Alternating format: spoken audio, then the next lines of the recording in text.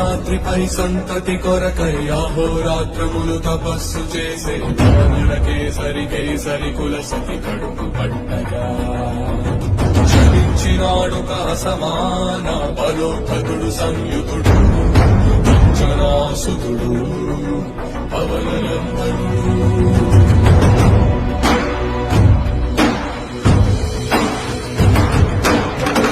కిరణముల ఉదయాగ్ని గని అది పండిన తీరని పంటను కొడి సూర్యమండలము పట్టి తినాలని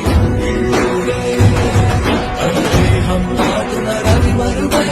జనము చీకటై